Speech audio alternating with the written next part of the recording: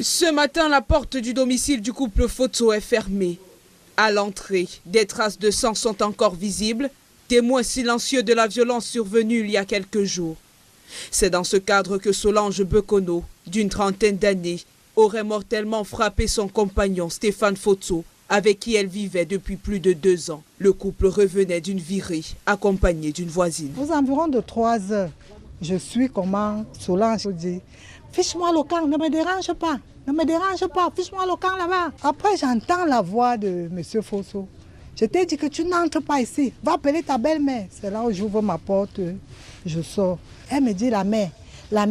Quand je partais aux toilettes, après j'ai vu Stéphane sortait des toilettes et elle est entrée aux toilettes. Je lui ai posé la question que mais il sortait et elle aussi voulait entrer. Vous tous vous étiez allés, vous étiez boire. Elle a aussi eu envie d'uriner. Est-ce que tu as vu un acte qui s'est produit? Elle me dit non. Très rapidement, la dispute s'est envenimée. Solange l'applique à la joue. Il se lève. Il y avait une bouteille posée là. Il ramasse, il poursuit Solange. Il ne parvient pas à l'attraper. C'est comme ça que je le récupère avec mon frère.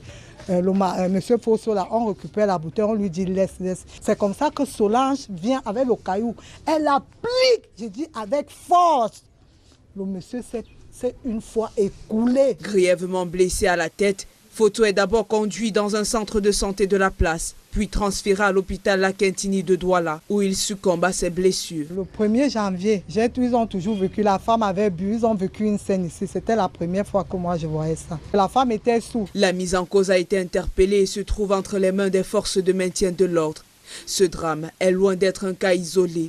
Depuis le début de l'année, les violences au sein des couples se multiplient. Pour les spécialistes, ces drames seraient avant tout le reflet d'une profonde frustration sociale. La violence est une forme de catharsis, c'est-à-dire une extériorisation d'une frustration interne qui n'est pas parfois liée à l'acte qu'on pose là tout de suite, mais à un ensemble de frustrations qui prédispose l'individu à devenir violent. Malheureusement, dans le contexte actuel que nous connaissons tous conflictogènes, pour des raisons économiques, pour des raisons sociopolitiques, les gens sont majoritairement enclins à poser des actes de violence. Une violence quotidienne qui, jour à jour, fragilise le tissu social.